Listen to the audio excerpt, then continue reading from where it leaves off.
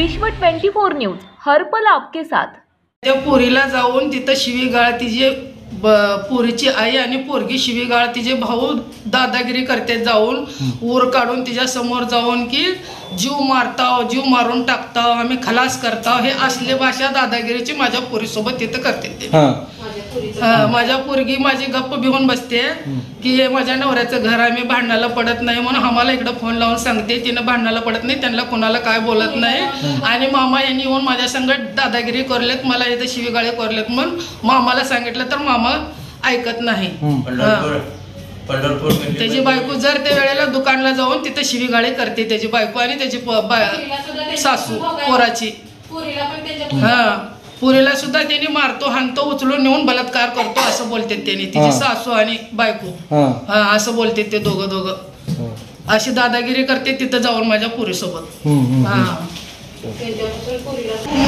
यांच्यापासून माझ्या पूर्ण कुटुंबाला, पूर्ण परिवाराला, बहिणी, सगळे भाऊ वगैरे जेवढे पण आहेत त्यांना जरी मारहाण झाला किंवा त्यांना काय जरी झाली, सगळे जबाबदार हे असणार आहे, जबाबदार पूर्ण कोण?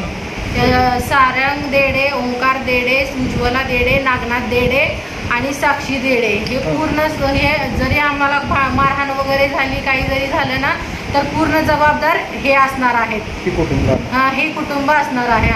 मला सांगा, आपण महाराष्ट्राच्या गृहमंत्र्याला काय सांगता? महाराष्ट्राच्या गृहमंत्र्याला एवढंच सांगायचं आहे की एवढं मारहाण होऊन सुद्धा त्यांनी आमची दाद का घेतली नाही, का किरकोळ कारणे लावले आम्हाला, आणि ते बोलत आहेत की आमचे वशिले आहेत, आमची ओळख आहे, हे आहे असं म्हणून पूर्ण पोलीस स्टेशनला त्यांनी सांगून ठेव, म्हणजे आमच्या ह्याच्यामध्ये आहे police station, Pandharpur police station पूर्ण आमच्या ह्याच्यामध्ये आहे आणि आमची वशिले आहेत, असे आहेत तसे आहेत म्हणून ते असं सांगतात तिथं। त्याच्यामुळं त्यांचे वशिले असल्यामुळं पोलीस स्टेशन पण शासन पण आम्हाला काय न्याय देत नाही, त्यांच्याकडून हे होत आहे, त्यांनी किरकोळ कारणे लावले म्हणून त्यांच्याकडूनच ते पोलीस स्टेशनमधले पण पोलीस लोक त्यांच्याकडूनच बोलत आहेत। आणि एवढंच म्हणायचं की त्यांना चांगली कडक कारवाई झाली पाहिजे त्यांच्यावरती 307, 326 गुन्हा दाखल झालेला पाहिजे। मग असं होत नाही, पोलीस आता होऊन पण 4-5 दिवस झाले त्यांना अरेस्ट केलेले नाहीत पोलिसांनी, आणि मग मला सांगा, पोलीस स्टेशननी त्यांना अरेस्ट केलं नाही, बरोबर आहे? मग मला सांगा, तिथं पोलीस स्टेशन मध्ये तुम्ही वरिष्ठांना वगैरे बोललात का नाही? तिथं सगळं तिथं त्यांनी म्हणजे जिथं पोलीस स्टेशन मध्ये होते त्यांच्याशीच बोलणं झालंय आणि ते बोलले की तुम्ही जावा आणि आम्ही त्यांना अटक करतो, त्यांच्यावरती कारवाई करतो असं बोलून त्यांनी आणला पाठवून दिले। माझ्या भावाला, आईला, पप्पाला त्यांनी गेले होते तिथं त्यांना हे अटक करण्यासाठी, पण तिथं त्यांनी असं सांगितले की तुम्ही जावा, आम्ही त्यांना अटक वगैरे करतो, पण त्यांनी तसं काही केलेलं नाही। मग त्यांना आता त्यांच्यावरती 307, 326 गुन्हा दाखल व्हायला पाहिजे, नाही मग असं जरी नाही झालं तर आम्ही सोलापूर DSP ऑफिसला जाऊन मग पुढचं प्रोसिजर चालू करेल। मला सांगा, तुमच्या मुलाला जे मारहाण झाली याच्याबद्दल तुम्हाला कशी माहिती मिळाली? तिथं माझी मुलगी आणि जावई आहेत, मुलाला मारहाण जास्त करत आहे, तिकडे निघून अंधारात पळून पळून मारत आहे म्हणले। मी घाबरून, माझी BP लो झालेली आणि घाबरून रडत बोंबलत बसले, मला काय सुचलं नाही। मग सकाळी उठून गेलो, पोराला टाक्या पडलेल्या, मारहाण केलेलं, आई घाबरून मरील म्हणून पोरगा ऍडमिट झाले, गंभीर मार, जखमी झालतं, छातीत, पोटात, बुक्क्या, लाता, फायटिंग भरपूर मारलेला आहे, लय भरपूर म्हणजे लय भरपूर मारले। माझ्या जावयामुळं आणि माझ्या त्या जावयाच्या भावामुळं माझं पोरग वाचलंय। दगड तोंड डोसक्यात दगड घालत होते ते माझ्या जावयानं धरलंय आणि असं मारहाण केली त्यांनी। आम्ही पोलीस स्टेशन मध्ये गेलो आणि असलं मारहाण केल्यानंतर कडक कारवाई करा म्हणल्यावर त्यांनी कडक कारवाई केली नाही। काय कारवाई केली? काय कारवाई केली ते मला कळत नाही सर, मी अनपढ आहे। मग मला सांगा, किती माणसांनी मिळून तुमच्या पोराला मारहाण केली? सोनानं डोक्यात दोंडा गाठली, पाय धरून खाली पाडली, भाऊ लोक दोघं फायटिंग, धोंडे, दगड, सासून ते 3-4 मिळून भरपूर मारहाण केली ती। माझं पोरग मरता मरता वाचले, माझं एकुलते एक लेकरू मरून गेलं असतं, माझ्या जावयामुळे वाचले। तुमच्या जावयामुळे वाचले? त्यांनी हा सोडवा सोडवी करायला 2-3 होते सर, लय भरपूर मारलेलं आहे, माझ्या पोटातले इस्तू पडलेलं आहे, त्यांना काय सजा भेटली नाही, काय नाही. मग मला सांगा, आता समजा तुमच्या पोराबरोबर एवढी मोठी घटना घडली, एवढी मोठी घटना घडल्यानंतर तुम्ही पोलीस प्रशासनाजवळ गेलो होतो का? काय वरिष्ठांना काय बोललात का तुम्ही? हा बोललो आम्ही. त्यांनी म्हणले अटक करायचं, हा अटक करतो तुम्ही, निघून जावा म्हणले. कोण म्हणले? त्यांनी अटक केले नाही, ते बनसोडे साहेब आहे ते. बनसोडे त्यांनी अटक केले नाहीत, काय केले नाहीत. माझ्या पोरला मरता मरता वाचलेलं सुद्धा असताना त्यांनी काही केले नाही. कोण कोण अधिकारी होते? ते अधिकाऱ्यांचे नाव माहित नाही. ते एक बनसोडे साहेब होते बघा, त्यांनी ते त्यांच्याकडे फाईल आहे केस आहे म्हणले. साहेब माझ्या लेकराला लय भरपूर मारले, त्यांच्यावर कडक कारवाई करा म्हणल्यावर त्यांनी तुम्ही जावा निघून, आम्ही कडक कारवाई करतो, त्यांना मारहाण करतो म्हणले ते. मग मला सांगा, तिथे जे मुलगी राहते ना, त्या मुलीचं काय म्हणणं आहे? ते मुलगी माहेर मध्येच राहते म्हणते, इथं मला राहायचं नाही, इथं होत नाही मला राहणं म्हणते. तिला इथं कुठलाच त्रास दिलेला नाही, मी कधीच तिला तकलीफ दिली नाही. मी माझ्या भावाला म्हणले मला देव बडवायला, मी तुझ्या लिकीला कुठलाच त्रास दिले नाही आजपर्यंत. ते म्हणलं 4 माणसं घेऊन तू बोल मिटव म्हणले, त्याने एकदा बी मानलं नाही माझं. आणि तिथं गोडीनं बोलवून घेतली, पोराला जीवाला आलंय, पोरग पडलंय म्हणून बोलवून घेऊन गोडीनं मारहाण केली. तुझा बदला घेणार म्हणलं तर घेणार म्हणून तिला तिनं गाण्याबद्दल एखादी चापट मारल्याबद्दल तिनं असा बदला घेतली. साहेब सोनं 3 तोळे विकून खाल्ली, आता हे विकून खाईल म्हणून इथनं परत नाही इकडनं घेतलेलं होतं, म्हणजे जोडवे पाण्यात टाकून गेले. आणि ते बी आता इकल म्हणून पोरानं माझं मंगळसूत्र देऊन घेतलेलं होतं. मी माझ्या पुरीजवळ दिले आणि घालू परती सून म्हणून दिले. पोरग तेच मागत होतं आणि जेवायला मागत होतं, ते जेवायला दिले नाही, ते मणी मंगळसूत्र दिले नाही. सासू आणि बायको शिवीगाळ केले, दोन्ही पोरं इशारा करून उठून चौघ उठून त्याच्या अंगावर मारहाण केले. अंधारात पळवून माझ्या जावयाच्या भावाच्या पोरानं त्याला तिकडे लांब पळवलं. लांब पळवल्यावर तिथं जाऊन 4 जण धरून त्याला मारले, अंधारात निघून लांब निघून पळवून फेरे मारून त्याला मारले. सर साहेब, आपलं नाव काय? ॲडव्होकेट व्ही.यू. राठोड. मला सांगा, ही राहुल क्षीरसागर जे हे यांच्याबद्दल जे घटना घडली, ह्याच्याबद्दल आपलं काय मत आहे? राहुल क्षीरसागर यांची घटना अशी आहे की राहुल यांची सौभाग्यवती पत्नी श्री साक्षी पंढरपूरची आहे. मग यांच्यासोबत लग्न झालेलं आहे. ही पोरगी काय व्यवस्थित यांच्यासोबत कधी नांदलीच नाही. आता 2 मुलं झाले, ती सध्या माहेरला आहेत. मग सतत असं ये जा करत असल्यामुळं, त्यांची तक्रार होत असल्यामुळं ती पंढरपूरला जाऊन बसल्यामुळे त्यांना आम्ही एक नोटीस पाठवली होती.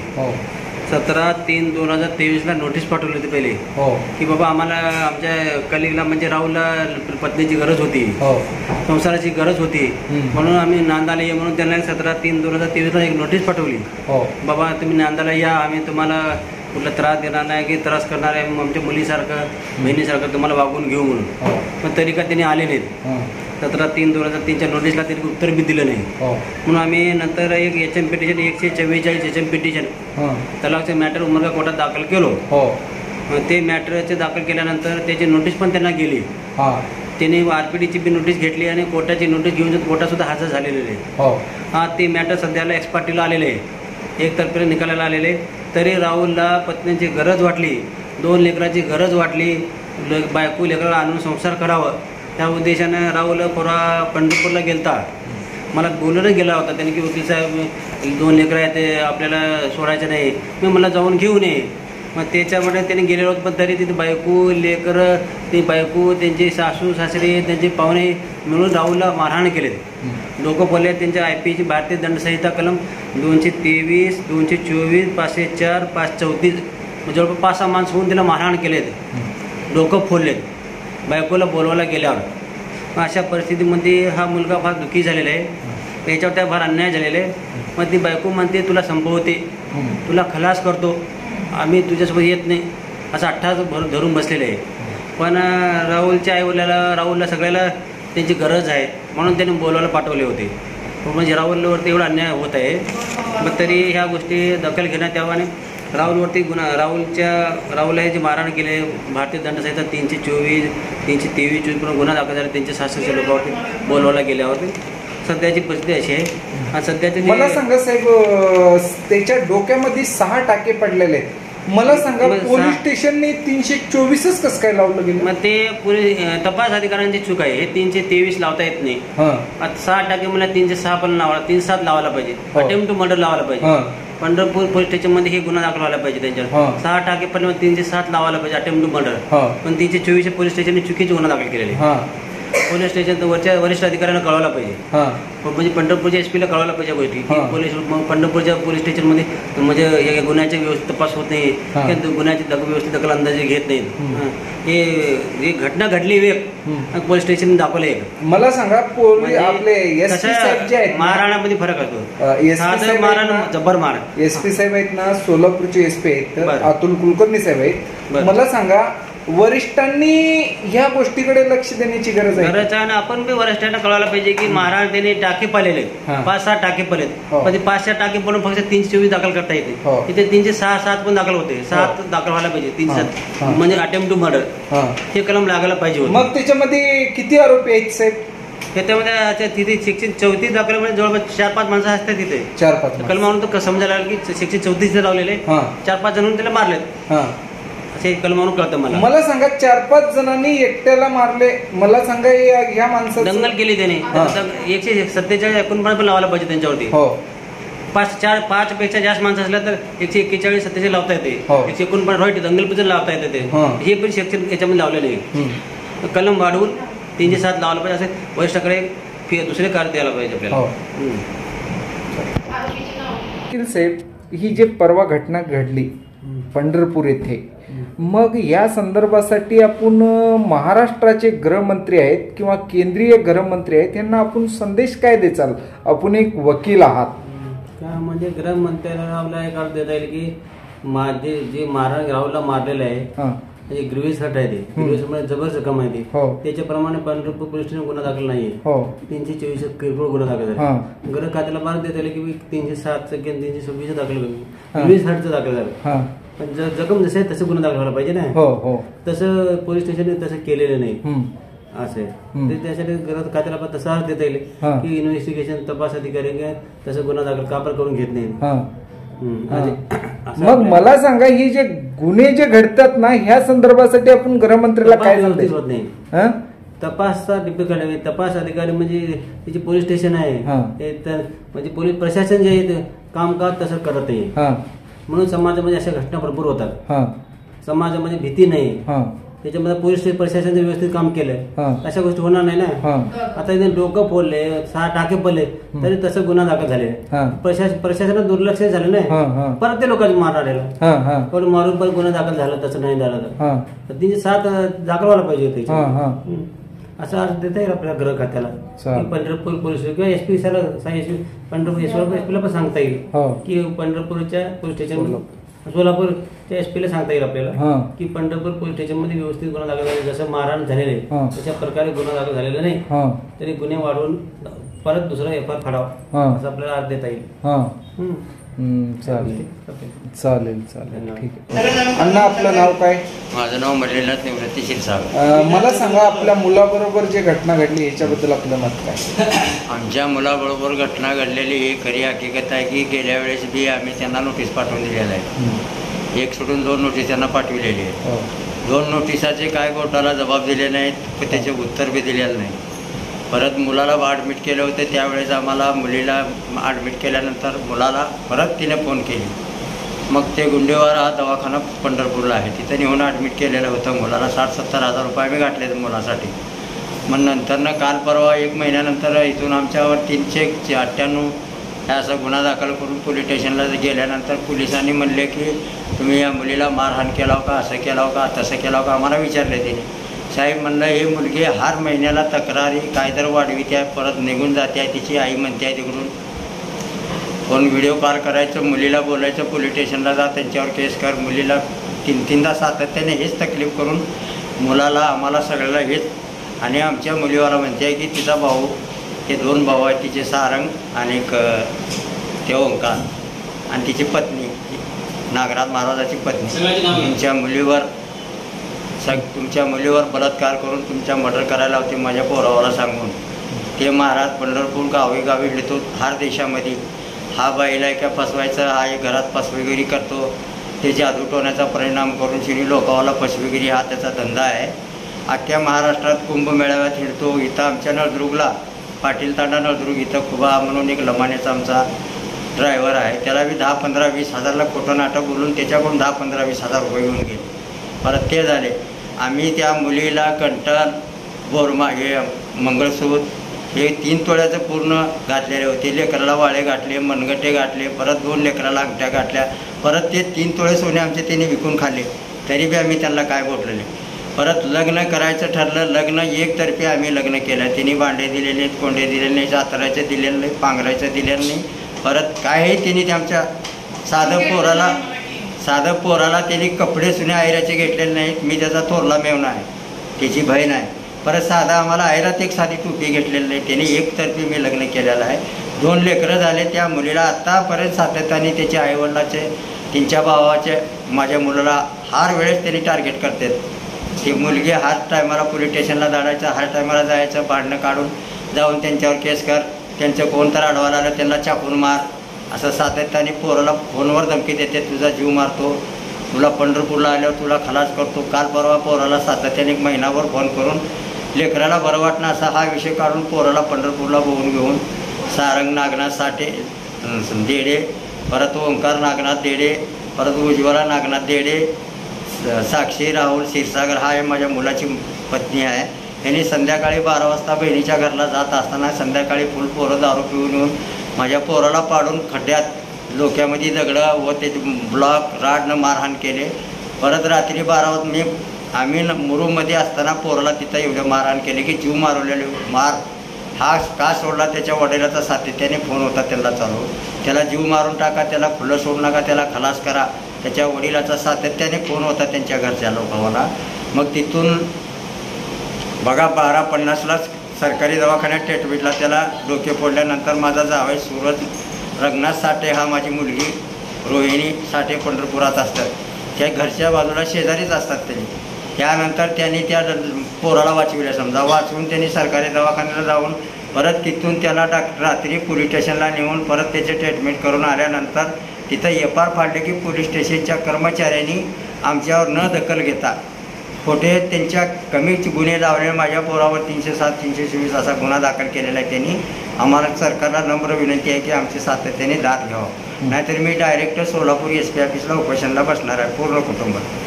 हां, हे माझी नम्रतेची विनंती. मला सांगा, आपल्या मुलाला किती जण मिळून मारले? बघा, तिची सासू एक, त्याची 2 मुलं व त्याची पत्नी, आणि तिकडून त्याचा सासरा टार्गेट करत होता. मारलो का, झालं का काम, मारलो का, त्याचं झालं, केलो का काम, सातत्याने तेवढा कॉल चालू होता. मग मला सांगा, तुम्हाला जर न्याय नाही भेटला किंवा मला सांगा तुम्हाला पोलीस प्रशासनाने जर नाही सहकार्य केलं, मग आपली पुढची भूमिका काय? आमची प्रशासनानं आमची न्याय जरा आम्हाला नाही जरा भेटली, डायरेक्ट SP साहेबांना एक लेटर टाकून SP ऑफिसला, नाहीतर पंढरपूर पोलीस स्टेशनवर आमचा धडक मोर्चा राहील. सातत्याने 324 आणि 307चा गुन्हा दाखल केल्याशिवाय आम्ही साथ बसणार. सागर आहे. आणि माझ्या भावाला गोड गोड बोलून घेतली त्याच्या पत्नीने. बोलून घेऊन 2 भावाला सांगून त्याला रात्री 12-1च्या दरम्यान त्याला आहे ना त्याच्यासोबत बेरहम मारहाण केली आहे त्यांनी 4 जण मिळून सारंग देडे आणि ओंकार देडे आणि त्याची सासू उज्ज्वला देडे आणि साक्षी त्याची बायको, ह्यांनी सगळ्यांनी मिळून भावाला बोलवून घेतले तिकडं. मुलगा आजारी आहे आणि तू ये इकडं म्हणून त्याला गोड गोड बोलवून घेऊन 2-3 दिवस तिथं ठेवून त्याच्यासोबत मारहाण केली भरपूर.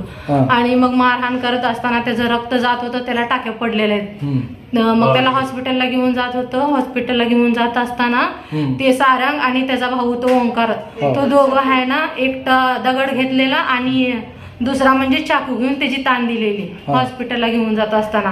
मग हॉस्पिटलमध्ये घेऊन गेल्यानंतर मग तिनं पडली वाटतं, तिथं पडली आणि तिच्या डोक्याला मार लागला. राहुलने त्यांना एक हात पण मारलेला नाही आणि ती स्वतःच पडली. तिच्या पण डोक्यातनं रक्त आलं आणि ती जाऊन म्हणली की ह्याने येऊन इथं आम्हाला घर चालून येऊन मारहाण केलंय असं तसं. त्याच्यावरती गुन्हा दाखल केला त्यांनी तिथं. राहुलला एवढं की ह्या घरापर्यंत येऊन ह्याने मारहाण केलंय, मला असंच मारते, सासरवाडीमध्ये पण असं तसं.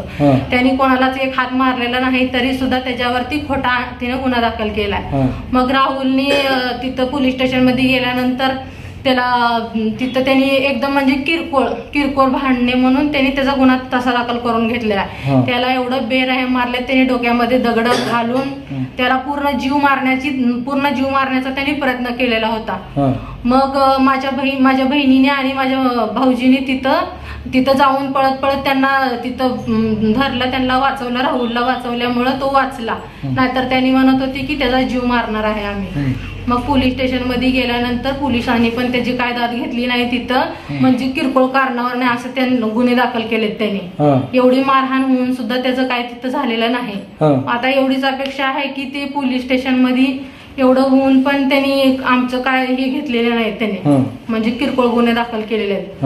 आता त्यांना त्यांच्यावर कारवाई व्हायला पाहिजे चांगली, आणि त्यांच्यावरती गुन्हे दाखल व्हायला पाहिजे. 307, 324 असे 326 असे गुन्हे दाखल व्हायला पाहिजे.